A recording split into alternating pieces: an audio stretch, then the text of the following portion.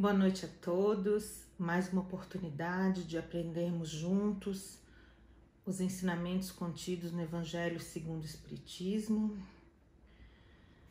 Que os nossos corações se elevem a Deus, nosso Pai, a Jesus, nosso Mestre e amigo, e que juntos, conectados com a espiritualidade amiga, que está sempre conosco, nos auxiliando, possamos ouvir as palavras, refletir acerca delas e ainda podermos implementar o que aprendermos em nosso cotidiano, em nosso melhoramento espiritual.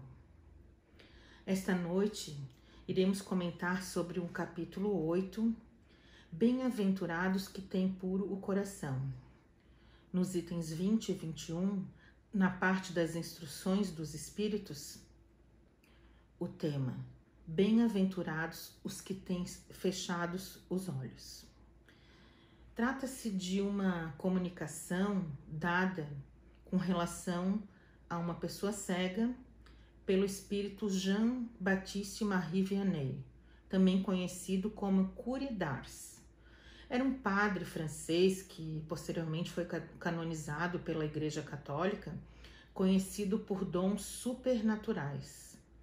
Através da imposição das mãos, faculdade considerada muito rara, ele devolvia a visão aos cegos. Então, meus irmãos, bem-aventurados os que têm os olhos fechados é, antes de tudo, uma mensagem de fé e de esperança. Pretendemos pegar alguns trechos dessa comunicação e observar os ensinamentos deste espírito. Ele logo de início deixa bem claro que não se faz milagre sem que Deus o queira. Todas as curas que tenho podido obter e que vos foram assinaladas, não as atribueis senão àquele que é o Pai de todos nós. Nas vossas aflições, olhai sempre para o céu e dizei do fundo do coração. Aí ele vai dizer uma prece. Prestem atenção, meus irmãos, nessa linda prece e em cada palavra contida nessa oração. Meu Pai, cura-me, mas fazei que minha alma enferma se cure antes que o meu corpo, que minha carne seja castigada se necessário, para que minha alma se eleve ao teu seio, com a brancura que possuía quando a criaste. Após essa prece, meus amigos, que o bom Deus ouvirá sempre, dadas vos serão forças e coragem, e também a cura que apenas timidamente pediste, em recompensa da vossa abnegação. Podemos perceber logo nesse primeiro parágrafo que o Espírito fora chamado para curar. E logo de início ele demonstra sua piedade em relação ao sofrimento pela cegueira, mas declara humildemente que somente Deus pode curar. Assim como acontecia quando ele estava na terra.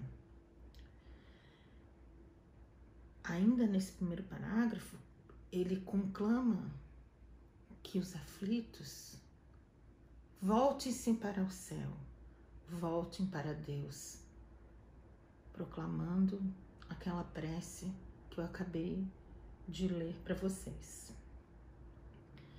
Nós percebemos que nessas palavras as enfermidades do corpo refletem as enfermidades da alma, fruto das nossas ações contrárias às leis divinas, por desconhecimento ou por descaso, constituindo-se então uma fase importante do processo de regeneração do espírito imortal que somos, fase da libertação das consequências das infrações.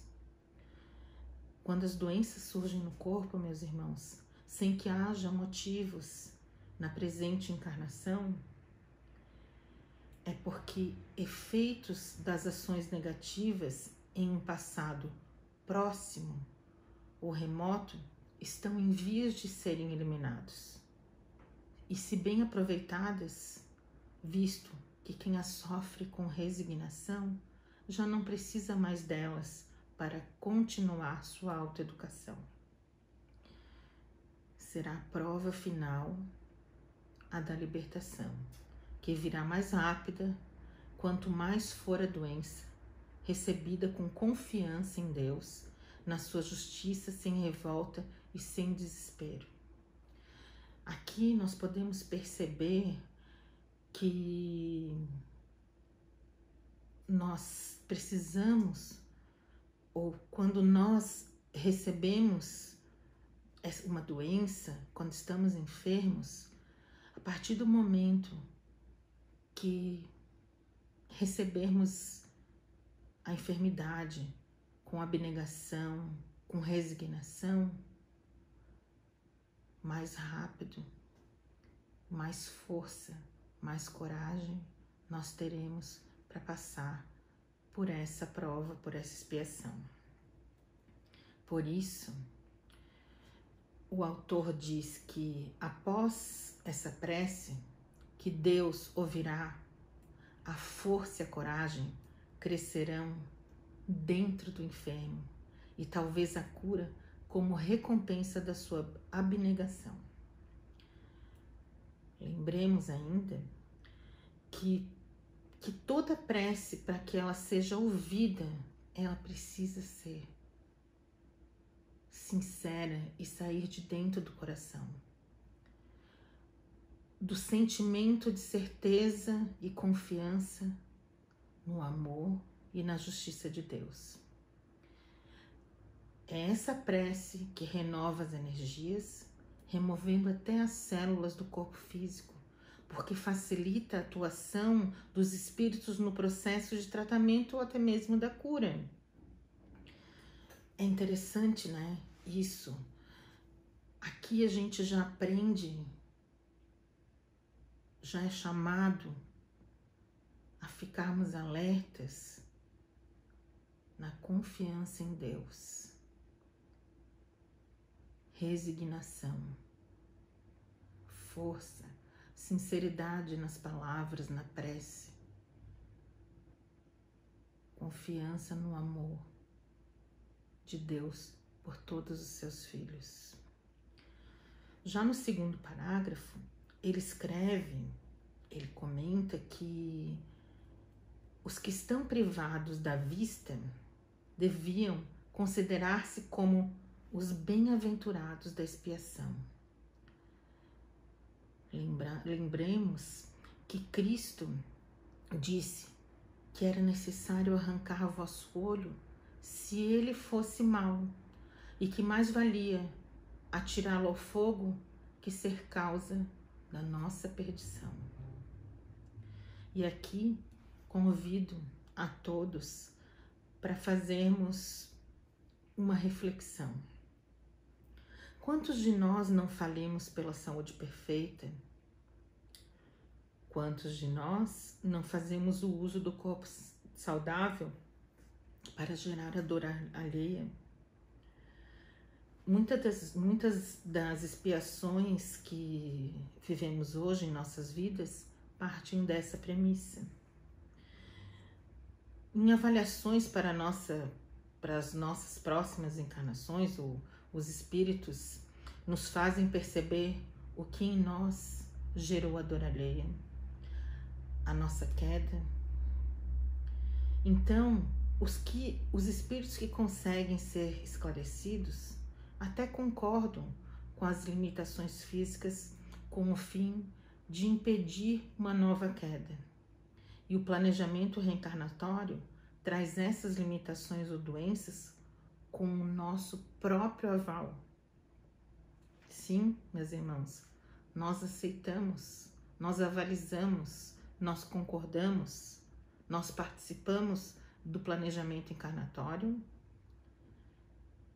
e aceitamos tudo isso, mas aquele véu do esquecimento tão falado na doutrina espírita não nos permite lembrar disso. Mas a nossa participação nesse processo de escolha das provas, como vemos na pergunta 258 do Livro dos Espíritos, é efetiva. Kardec pergunta aos espíritos: quando na erraticidade, antes de começar nova existência corporal, tem o espírito consciência e revisão do que lhe sucederá no curso da vida terrena? E os espíritos respondem a Kardec: ele próprio escolhe o gênero de provas, porque há de passar, e nisso consiste o seu livre-arbítrio. Então, vejamos que nós temos participação, nós escolhemos. Aqui está a comprovação no Livro dos Espíritos disso que está sendo dito. Ele explica ainda que os privados da visão têm a chance de viver a vida espiritual, podendo ver mais do que alguém que tenha boa visão. Isso porque pode com mais facilidade olhar para dentro de si e conhecer-se melhor, que é o primeiro passo na autoeducação do espírito imortal, no desenvolvimento de sua sensibilidade. Não é isso, meus irmãos, que sempre estamos tentando olhar para nós mesmos, nos conhecermos, fazermos a nossa reforma íntima? Aqui o que está sendo dito é que as pessoas que vêm privados da visão, eles têm essa facilidade de olhar para si, de desenvolver a sua sensibilidade. E também que essas pessoas podem com mais facilidade buscar o encontro com a espiritualidade maior, renovando-se constantemente, visto que está pela falta da visão material, que o levou por caminhos ilusórios tortuosos a infringir as leis do bem, sendo estimulado a não mais se enganar, nem repetir os mesmos erros. Justifica assim a resignação ativa de quem reconhece a justiça divina, dando nova chance a quem nunca causou sofrimento a si e a outros, com novas oportunidades de novos aprendizados e novas realizações no bem. Ó sim, bem-aventurado o cego que quer viver com Deus. Mais feliz do que vós que estáis aqui, ele sente a felicidade, pode tocá-la, vê as almas e pode lançar-se com elas nas esferas espirituais, que nem mesmo os predestinados da vossa terra conseguem ver. O olho aberto está sempre pronto a fazer a alma cair. O olho fechado, pelo contrário, está sempre pronto a fazê-la subir até Deus. E ainda, nessa manifestação, ele conclama a jovem cega, que foi o motivo de sua evocação naquela reunião mediúnica, a esperar e ter coragem na provação. Olha o estímulo, olha a confiança. Confiar em Deus que fez a felicidade e permite a tristeza, prometendo-lhe fazer tudo o que puder em seu favor, mas pede-lhe que ore e, sobretudo, pense em tudo o que foi dito naquele momento. Assim, as causas da perda da visão podem ser: a sua vista foi causa de sua queda. Ele provocou a perda da vista de alguém, por feri-lo ou por obrigá-lo a excesso de trabalho, ou em consequência de maus tratos, de falta de cuidados. Nós, queridos irmãos, no nosso momento de espíritos imortais em aprendizado, ainda não sabemos o que é melhor para nós, pela nossa imaturidade espiritual. Queremos sempre nos livrar das coisas que nos são desagradáveis ou dolorosas. Mas lembremos que se estamos no mundo de provas e expiações, vivendo num processo de desenvolvimento espiritual, o Espiritismo nos ensina e podemos comprovar que, se analisarmos bem essas situações dolorosas e difíceis, que quase sempre elas nos levam a reflexões sobre o viver nosso e dos demais, levando-nos a melhorias internas. Quando acometidos por uma doença, nós ficamos mais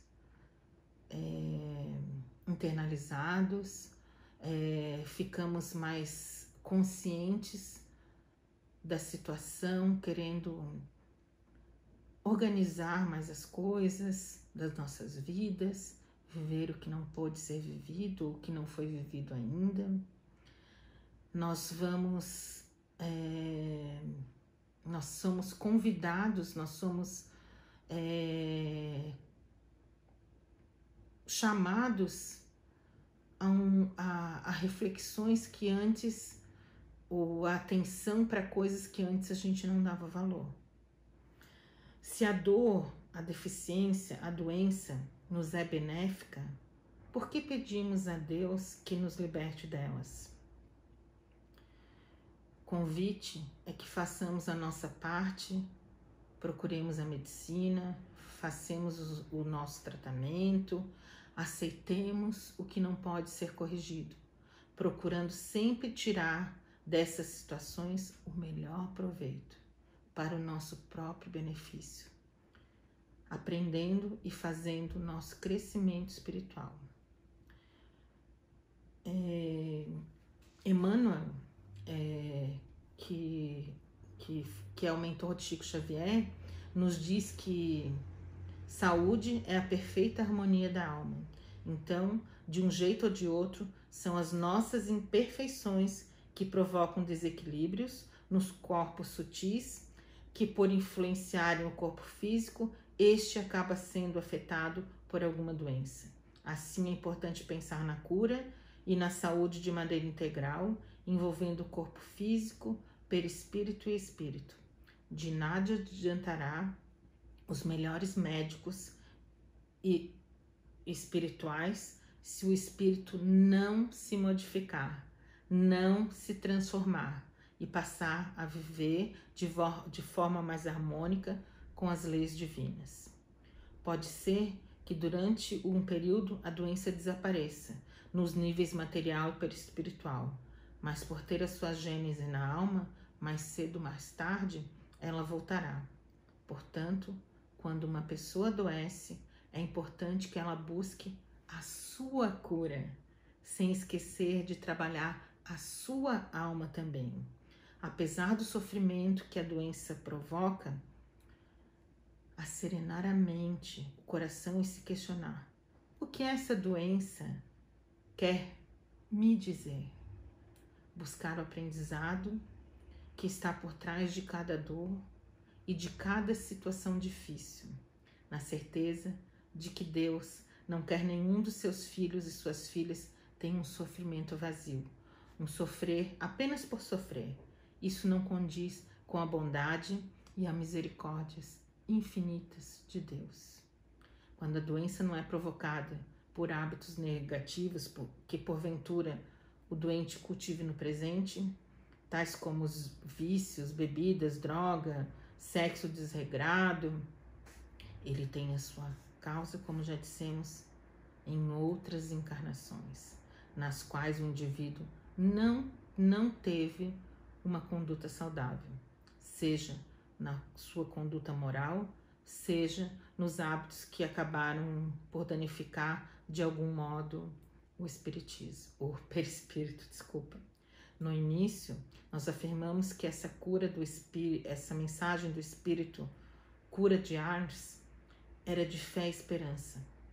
mesmo sem uma confirmação da volta da saúde física, porque em qualquer lugar e em qualquer situação sempre seremos protegidos e amados incondicionalmente por Deus, porque nunca estaremos sozinhos, meus irmãos, uma vez que os bons espíritos vêm em nosso auxílio e fazem o que for possível por nós, porque nosso destino como espíritos imortais é a plenitude, a felicidade, a perfeição relativa, porque a morte biológica é uma passagem para a vida espiritual.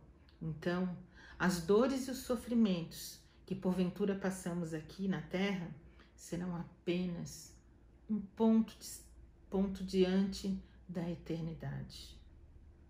Além de nos impulsionarem para um nível de consciência maior, em sintonia com as leis de Deus.